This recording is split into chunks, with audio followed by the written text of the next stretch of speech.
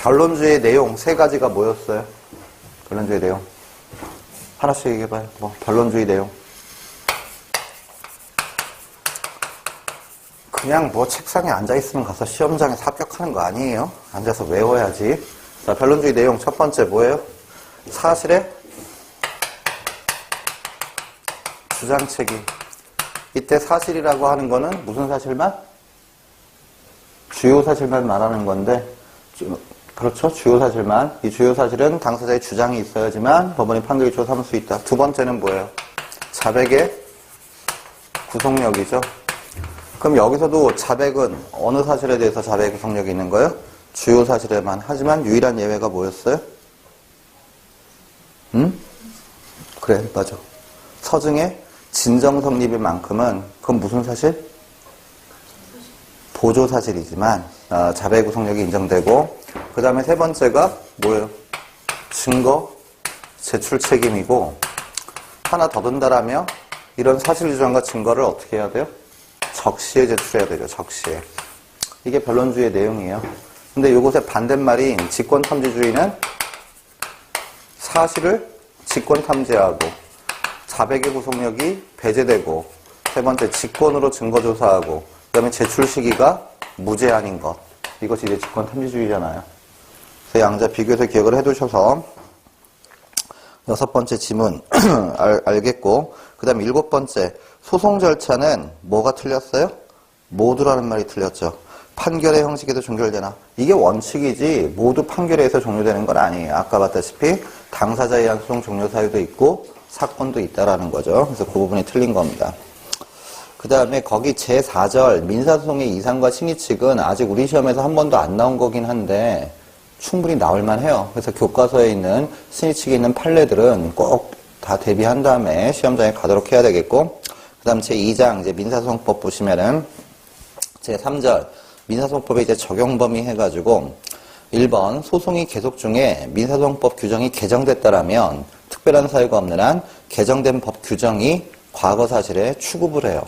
그래서 원래 법률 불소구 원칙상 행위 당시 법에 의해서 규라는 것이 원칙이긴 하지만 민사소송법은 실체법이 아니라 분쟁을 해결하겠다라는 시스템이고 절차법이고, 가장 최근에 절차법이 분쟁 해결의 가장 최적의 시스템이기 때문에 현행법이 과거 사건까지 이제 취급된다라는 거. 그다음에 두 번째, 둘, 셋, 넷. 이 세 개의 지문은 어렵게 생각하지 말라고 그랬죠.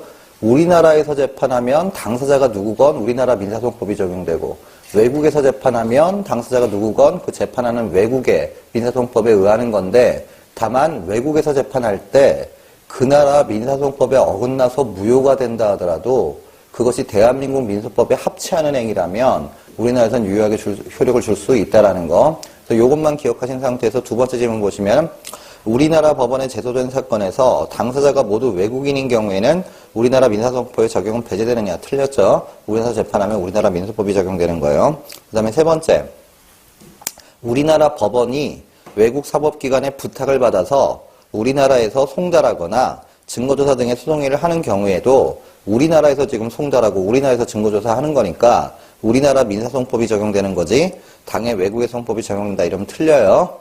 그 다음 네 번째, 외국의 사법기관이 우리나라 법원의 촉탁을 받아 송달 등 소송행위를 하면 그때는 무슨 법이 적용되는 거예요? 당의 외국의 민사소송법이 적용되는 것이긴 하지만 그 나라 민사소송법에 반해서 무효가 된다 하더라도 우리나라 민소법에 합치하는 소송이라면 우리나라에선 효력이 있죠. 그러니까 외국 민사소송법에 의하긴 하지만 그 효력 유무는 우리나라 법에 의해요. 효력 유무는. 이게 296조 제2항이죠. 그래서 그 해설조문 한번 읽어보면, 외국의 사법기관이 우리나라 법원의 촉탁을 받아 송달이나 증거조사를 할 때에는 그 외국 민사소송법에 의하는 거지만 그 소송행위가 재판을 하는 법정지 그 나라 법에 어긋나서 무효가 된다 하더라도 우리나라 소송법에 의하여 적법한 것이라면 유효한 것으로 볼 수 있다. 이게 296조 제2항. 그래서 여기는 나온 지 꽤 됐죠. 거의 20년이 넘은 것 같은데 또 나올 가능성이 높은 지문들이니까 기억을 해두시고, 그 다음에 개정민소법의 주요 내용, 그건 출제된 바가 없고, 제2편 이제 소송의 이제 주체인데, 소송의 3주체가 누구예요? 당사자, 원피고, 즉 원피고하고 법원, 얘네들이 소송의 3주체인데 제1장에서 법원을 공부하는데 이때 제1장 법원을 공부한다라고 할 때 뭐 공부하는 거예요?